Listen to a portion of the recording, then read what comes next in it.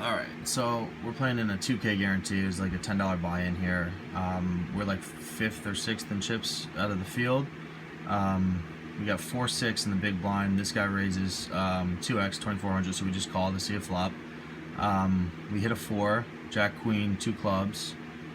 He continues, I think another 2400, so we just call with our pair of 4s.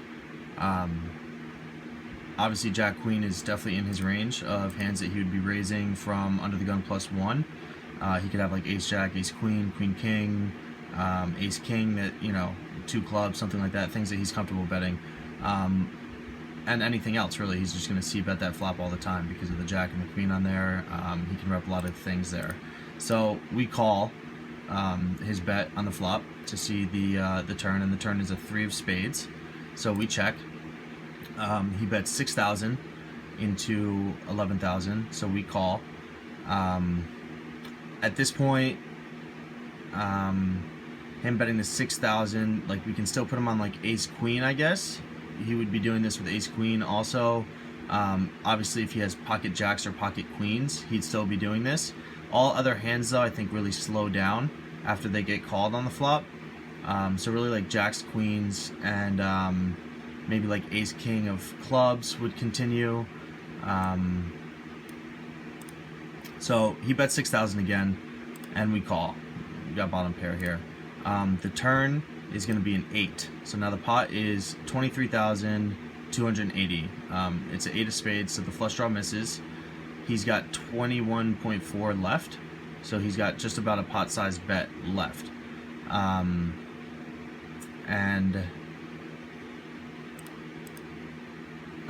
We check this, right? 8 comes, no reason to bet.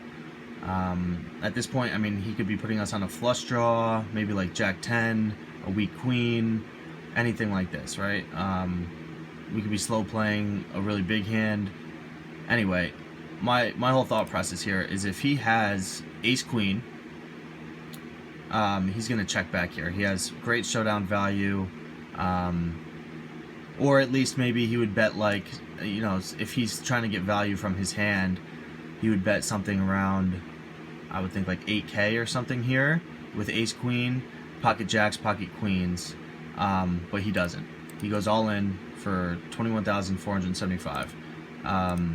So we go into the tank, we use like our full time allotted, and kind of run through hands, like hand possibilities that he could have. So under the gun plus, what is he, under the gun +1.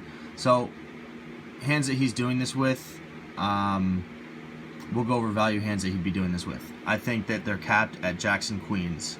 I think that if he had kings or aces, he would just maybe check back here and get to showdown, because I've been calling down. I could easily have like a weird 2 pair out of the big blind. So him betting all in here really caps his range, I think, his value range at queens and jacks, right?